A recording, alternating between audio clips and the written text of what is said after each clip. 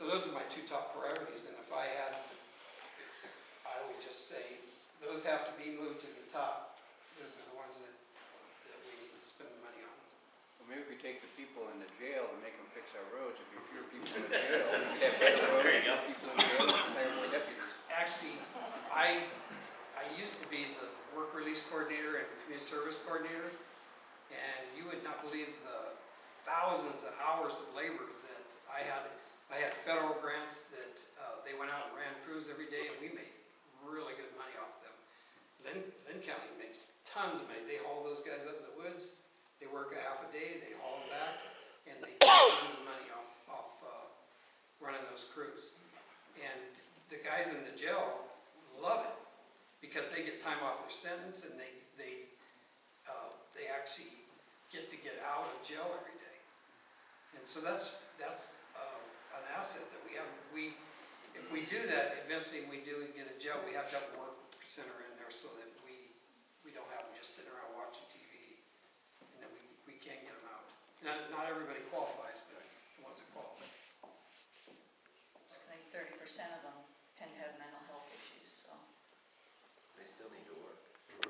And that's not an excuse, really. That's right. I mean, you can't give them a blanket or a label and then say, well, they can't do it. They have a right to eat, they have a right to work in order to eat. And when I used to run the crews, that wasn't something that disqualified them. And I've had homeless guys in the middle of Salem stop me and shake my hand and said, you did a lot for me. That it made a difference because I gave them an opportunity to get off the junk and to work hard. And they got to see that there was advantages to working hard. So, there's a lot we can do. And that doesn't cost any money. It actually is working on their mental health. Absolutely. Yeah, they still get their medication. Yeah. Now, there's ones that are in the rubber rooms and stuff like that, of course, they need treatment, and we're fortunate enough that we just received 2 grants that allowed us to have 2 new temporary employees that are working on that part of it, the in-between stuff from our mental health department and in the jail. There's some things that are going on with that. Jerry, can I ask you a question? And pardon me, I'm a little naive, but it seems to me that there's been this trickle-down grant process that has integrated a lot of these municipalities and counties and cities. And what happens when the grants aren't there? What happens to your operating budget when you wake up one day and from a federal standpoint, the proverbial tit is dried up? Well, that could happen with elections, any election.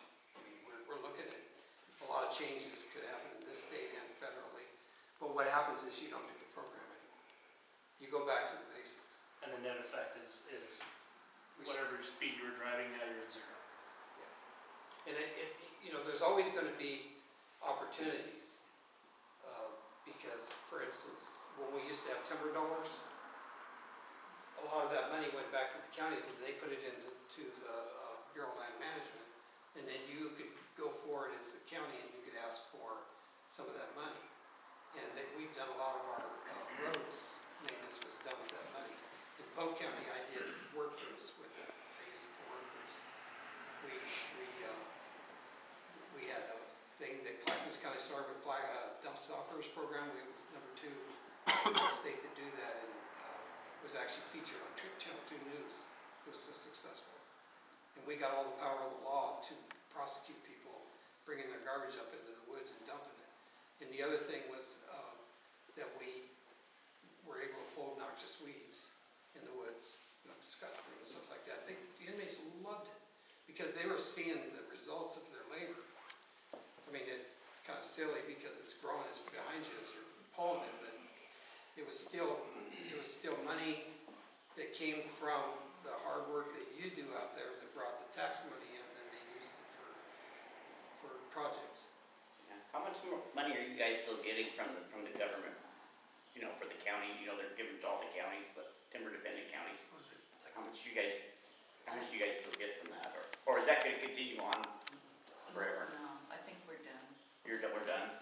We were getting $1 million, and so that offset the levy dollars, so they levied less.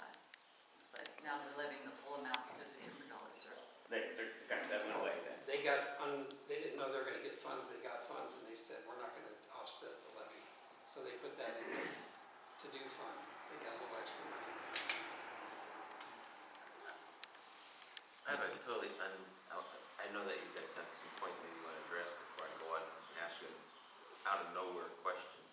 And so, John, I apologize because you're probably going to cringe. But, I'm really looking forward to this one. We won't quote you in the paper. Thank you.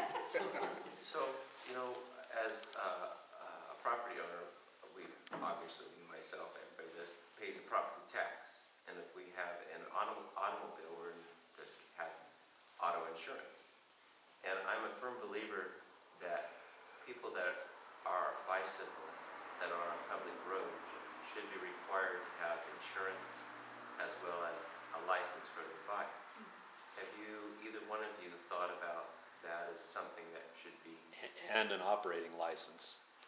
Because I cannot tell you how many times that I've heard of people who are in a wreck with a bicyclist who were not at fault, but their auto insurance had to pay for the accident. And I firmly believe there should be something done and about this in the sense that there should be, I don't know if the word is equality, but if they're going to be on the roads that were designed for automobiles, then there should be something that is, they're responsive, and not just wearing a helmet makes them responsive to the traffic and the laws, but I think there's a responsibility to all of us that pay our insurance. Yeah, a bicycle could very well cause an accident that ends someone's life or does property damage or whatever, and what's your recourse? So, do you have a position, I threw I it out do, of but I nowhere. want to give her opportunity to go first. I kind of like the idea, but, I mean, I have to be honest, the first thing that came into mind, are we going to have pedestrians getting licenses too for walking on? But we're not talking about that, I'm talking about one issue right now, and that is a bicyclist, so. It's a source of revenue, for one thing. I don't know, I would consider it, it's worth a conversation. Well, the answer is that if you did it, it would be directed towards bypass. That's what they would do. Because you can't tax something and not have a purpose. So the purpose would have to be, if they're gonna be paying to use the roads, the justification would be that there's money gonna be spent. And it's a state law, it's not gonna be a local law. Yeah, so you need to talk to legislators about that, but I think it's time. I remember being a little kid and taking my bike, brand new bike down, getting it registered. And I was proud of it, I had my bike registered. It would have been no big deal to spend $10 on that or something like that. If that money went back towards something that benefited people that bicycle. And it could be like the motorcycle course they have.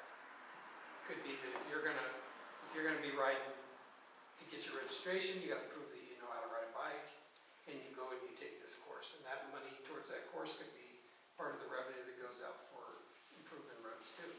But it's not just bicycles, we have to address electronic cars and stuff like that we're not getting revenue from. So we have to open up that whole thing that who's using these roads and are they paying to use them? We have to look at that whole picture, and right now they're not.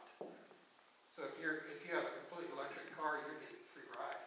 That if the average person pays X amount of dollars in gas every year, then you say electric cars have to pay that as part of the registration.